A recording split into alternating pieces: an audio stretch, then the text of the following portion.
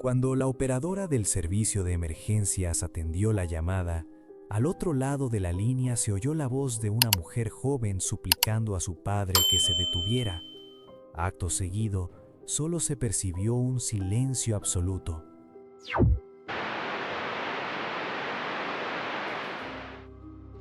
¿Qué ocurrió exactamente durante aquella noche fatídica del primer día del año 2008? Resulta complejo abordar este caso sin una profunda sensación de pesar. Se trata de una de esas tragedias que parecen anunciarse, donde los indicios apuntan hacia un desenlace inevitable y no hay capacidad de intervención para detenerlo. En el relato que sigue, se observará como una madre, quizás sin plena conciencia o capacidad de decisión, facilitó el camino para que sus propias hijas quedaran a merced de quien terminaría siendo su victimario. Este suceso evidencia una problemática social persistente, la percepción de superioridad de ciertos hombres sobre las mujeres, una realidad que, lamentablemente, aún se manifiesta en pleno siglo XXI y cuya erradicación parece lejana. El 1 de enero de 2008, una fecha destinada a la celebración y a la formulación de nuevos propósitos, un individuo en Dallas, Texas, observó un taxi estacionado frente a un hotel. Le pareció inusual que el vehículo tuviera las puertas y el maletero abiertos. Al aproximarse para investigar, descubrió una escena estremecedora: los cuerpos sin vida de dos mujeres jóvenes, Amina y Sara, quienes presentaban múltiples heridas producidas por proyectil de arma de fuego. Este hallazgo desencadenó una extensa búsqueda del responsable, el padre de las víctimas, quien permaneció prófugo de la Oficina Federal de Investigaciones, FBI, durante más de 12 años. No fue sino hasta 2020 cuando las autoridades lograron localizarlo. Finalmente, el 9 de agosto de 2022, fue condenado a la pena capital. A pesar de la aparente cercanía temporal de estos hechos, la figura que debía haber garantizado la protección de Amina y Sara, su madre, no ejerció ese rol. Cabe considerar el estado psicológico del perpetrador. Sin pretender justificar sus actos, es posible argumentar que su percepción de la realidad se encontraba gravemente distorsionada y que no estaba en condiciones de ejercer la custodia de las dos jóvenes. Amina y Sara demostraron un valor extraordinario al enfrentarse a un entorno cultural que las consideraba carentes de valor por su condición de mujer. Ellas optaron por enfrentar las consecuencias de su rebeldía antes que aceptar una vida de sumisión. Un aspecto particularmente doloroso de esta historia es que el calvario que sufrieron quedó registrado en numerosas grabaciones de video caseras realizadas por su propio padre. Posteriormente, él mismo editaría un documental con ese material, titulado El precio del honor. Resulta una ironía trágica aplicar el término honor a semejante conducta. Amina y su hermana Sara se llevaban menos de un año de edad. Eran hijas de Patricia y Yasser y tenían un hermano menor llamado Islam. Crecieron como mejores amigas y compartían numerosos intereses. Mientras Sara era de carácter más introvertido, Amina era extrovertida y sociable. Ambas destacaban por su inteligencia, educación y popularidad en el ámbito escolar. Eran estudiantes aplicadas con excelentes calificaciones y planes de futuro definidos. Amina, en particular, había manifestado desde temprana edad su deseo de estudiar medicina. No obstante, las hermanas crecieron en un ambiente familiar sumamente conflictivo, atrapadas entre dos culturas radicalmente opuestas, la estadounidense y la musulmana. Su madre, Patricia, había nacido en el sur de Texas, Estados Unidos. Su padre, Yasser, era originario de Egipto, específicamente de una región donde las costumbres y tradiciones eran particularmente estrictas y conservadoras.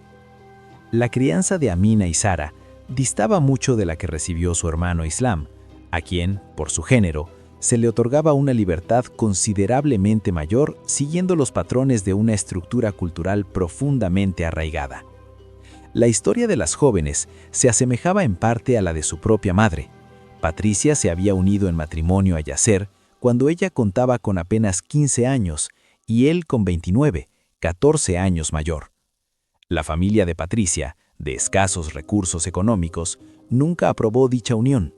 Para Patricia, el matrimonio representó una vía de escape de un hogar empobrecido, ya que Yasser poseía algunas propiedades en Egipto.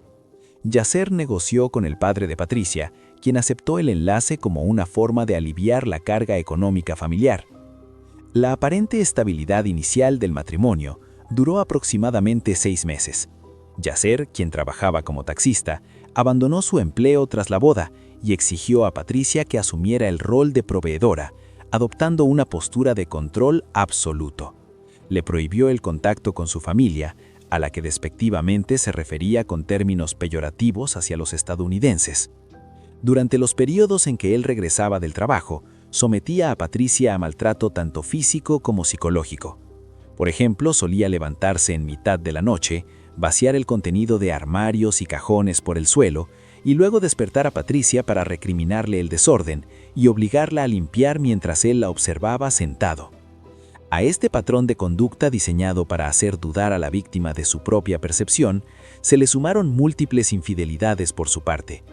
Además, la obligaba a posar para fotografías donde simulaba situaciones de rehén, aunque en esencia, su condición era precisamente esa. Patricia, sin embargo, llegó a justificar estos tratos ante su familia como lecciones de vida. El verdadero problema residía en que Patricia no solo toleraba estos abusos hacia ella, sino que también permitía que Yasser replicara patrones similares de control y violencia sobre sus hijas, Amina y Sara. La situación alcanzó niveles insostenibles. Las jóvenes confiaron a su abuela materna, única figura de apoyo real, que su padre había tenido conductas inapropiadas y abusivas con ellas desde que tenían aproximadamente 9 años. Durante sus accesos de ira, Yasser utilizaba el arma de fuego para intimidarlas y doblegar su voluntad. Como mecanismo para sobrellevar su angustia, Amina relataba estos episodios en correos electrónicos dirigidos a sus amistades más cercanas. Estos mensajes se convertirían posteriormente en pruebas documentales fundamentales durante la investigación, ya que detallaban situaciones de un horror difícil de concebir. Cuando Amina reunió el valor suficiente para revelarle a su madre los abusos que sufrían por parte del padre, Patricia, quien probablemente ya lo sospechaba pero había optado por ignorarlo, tomó una decisión inicial. Se mudó con sus hijos y presentó una denuncia ante las autoridades. Sin embargo, días después de la detención de Yasser, las jóvenes acudieron a la comisaría para retractarse de sus declaraciones, suplicando la liberación de su padre.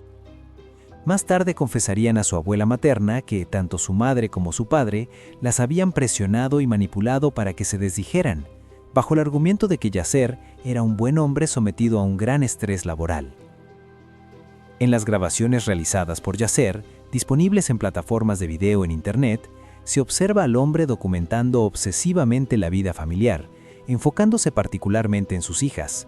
En ciertas secuencias, se le escucha haciendo comentarios sobre la apariencia física de Amina, por ejemplo, destacando el color de sus ojos en una manera que sugiere una fijación perturbadora. No se requiere un análisis profundo para inferir lo que sucedía cuando la cámara dejaba de grabar. Yasser se oponía rotundamente a que cualquier otro hombre tuviera contacto con sus hijas. Creía firmemente en los matrimonios concertados y se propuso arreglar el futuro de ambas bajo ese esquema. La sola idea de un noviazgo libre estaba prohibida. Cuando Amina y Sara alcanzaron la pubertad, Yasser consideró que era el momento de buscarles esposo. A los 16 años, Amina fue llevada a Egipto con la intención de casarla con un hombre de 40 años, propuesta que ella rechazó categóricamente. Yasser no podía comprender la negativa de su hija.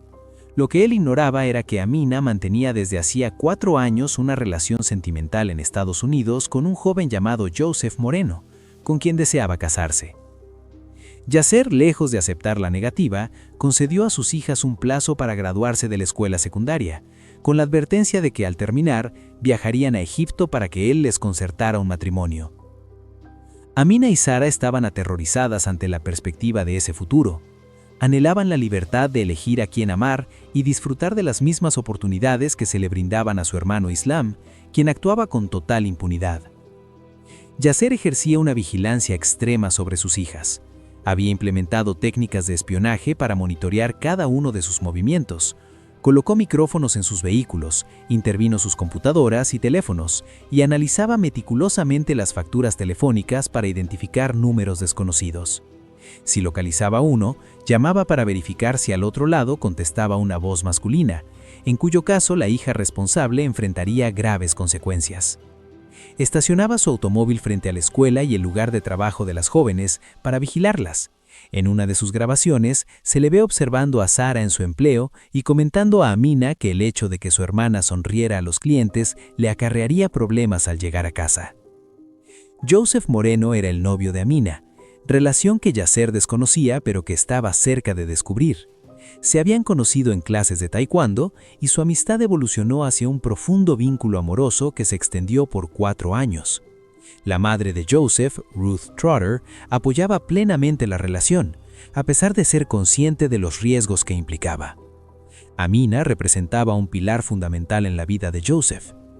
Con el tiempo, mantener la relación en secreto se volvió cada vez más difícil debido al creciente control de Yasser. Joseph, consciente de la insalubridad del ambiente familiar de Amina, ideó un plan para rescatarla y casarse en Las Vegas, creyendo que una vez casados estarían a salvo. Ambos desarrollaron un sistema de comunicación secreto y Amina adquirió un teléfono alternativo, escondido de su padre, para comunicarse exclusivamente con Joseph. Un descuido de Amina permitió que Yasser encontrara una de las notas de amor que intercambiaba con Joseph. Al confrontarla violentamente, ella se negó a revelar la identidad de Joseph para protegerlo a él y a su madre. Yasser, furioso, tomó la decisión de mudar a toda la familia de inmediato, trasladándose desde su residencia hasta otra ciudad. Joseph, de la noche a la mañana, perdió todo contacto con Amina, sumiéndose en una profunda desesperación al no saber nada de ella. Amina, plenamente consciente de que la amenaza contra su vida era real e inminente, llegó a considerar la posibilidad de quitarse la vida para no darle a su padre la satisfacción de ser él quien acabara con ella. En su desesperación, escribió cartas a Ruth Trotter expresando su amor por Joseph y su deseo de reunirse con él. También comunicó a sus amigas por correo electrónico que su padre había hecho arreglos para venderlas en matrimonio en Egipto, donde serían escogidas como si fueran objetos. Cuando Yasser descubrió que su otra hija, Sara, también mantenía una relación sentimental en secreto, la presión sobre las jóvenes se intensificó. Amina y Sara, armándose de valor, decidieron huirle a aquel hogar opresivo. Su madre, Patricia, al enterarse del plan, manifestó su intención de apoyarlas y acompañarlas. Una noche, las 3 abandonaron la casa con lo mínimo indispensable. Durante la huida, destruyeron las tarjetas SIM de sus teléfonos y las desecharon por separado para dificultar su rastreo. Lograron instalarse en un apartamento alquilado y por un breve periodo experimentaron una sensación de libertad. Mientras tanto, Yasser, en su búsqueda, acosaba a la familia de Patricia con súplicas y falsas promesas de cambio, afirmando haber aprendido la lección.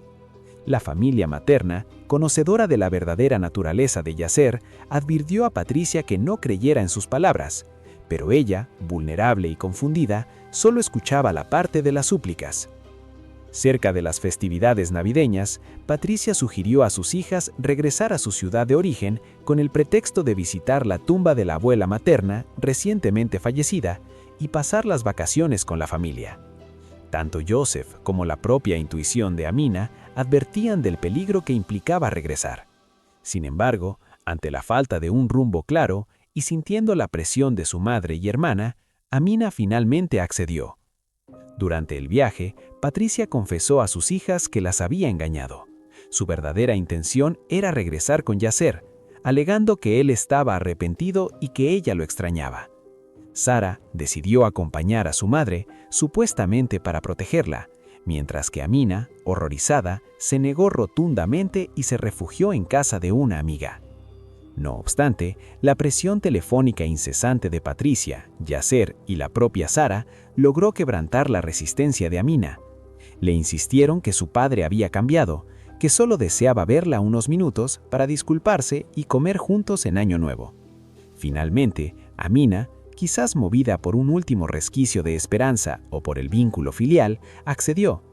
Patricia la recogió y la llevó de vuelta al hogar familiar, donde Yasser la esperaba para llevarlas a comer en un taxi. Fue durante ese trayecto en taxi que se recibió la llamada de auxilio de Sara al servicio de emergencias. En la grabación, se le escucha suplicar a su padre que se detenga, seguido del sonido de disparos y su último aliento. La operadora intentó obtener la dirección sin éxito, ya que la llamada fue demasiado breve para rastrear la ubicación. Minutos después, un transeúnte encontró el taxi estacionado frente a un hotel en Dallas con las puertas abiertas y los cuerpos sin vida de Amina y Sara. Amina presentaba 3 impactos de bala y Sara 9, evidencia de la brutalidad del ataque. Sara había logrado realizar la llamada de emergencia mientras su padre continuaba disparando. El agresor, identificado por la propia víctima en la llamada, se dio a la fuga. La pérdida de Amina sumió a Joseph Moreno en una profunda depresión de la que al día de hoy aún intenta recuperarse con ayuda profesional. Un hecho que genera una profunda indignación es la presencia de Patricia en el funeral de sus hijas, llorando desconsoladamente sobre los féretros. La percepción generalizada, incluso entre los miembros de su propia familia, es que Patricia carecía del derecho moral a ese duelo, pues con sus acciones entregó a sus hijas al perpetrador. Su familia le retiró la palabra, dejándola en completo aislamiento. Sin embargo, surge un dilema ético complejo. ¿Es justo atribuir a Patricia la totalidad de la culpa? Ella fue la primera víctima de un sistema de abuso y manipulación prolongado durante décadas, un contexto que probablemente anuló su capacidad de discernimiento y autonomía. Queda la cuestión de hasta qué punto una persona que ha sido psicológicamente devastada puede considerarse plenamente responsable de sus actos cuando ella misma es una víctima del mismo agresor. Este caso plantea un debate difícil sobre la responsabilidad, la supervivencia y las dinámicas de poder en situaciones de violencia doméstica extrema. La historia de Amina y Sara nos confronta con una pregunta difícil. ¿Hasta dónde puede nublar la emergencia la capacidad de proteger a quienes más amamos? Patricia fue víctima y a la vez parte involuntaria del destino de sus hijas. No hay respuestas sencillas, pero sí una certeza. El silencio y la normalización de las señales de alerta cobran vidas. ¿Qué opinas tú? ¿Crees que Patricia pudo haber actuado de otra forma o su propia historia de abuso la dejó sin herramientas para salvar a sus hijas? El debate está abierto. Te leo en los comentarios. Si esta historia te ha removido o identificas algo similar en tu entorno, por favor no lo ignores. Pedir ayuda a tiempo puede marcar la diferencia entre una vida de control y una vida libre. Y si este tipo de historias te invitan a mirar la realidad con otros ojos, me agradecerías que dejaras tu me gusta en este video y te suscribieras al canal para no perderte los próximos análisis. Activa la campana de notificaciones. Tu apoyo permite que estos casos sigan viendo la luz. Nos vemos a la próxima.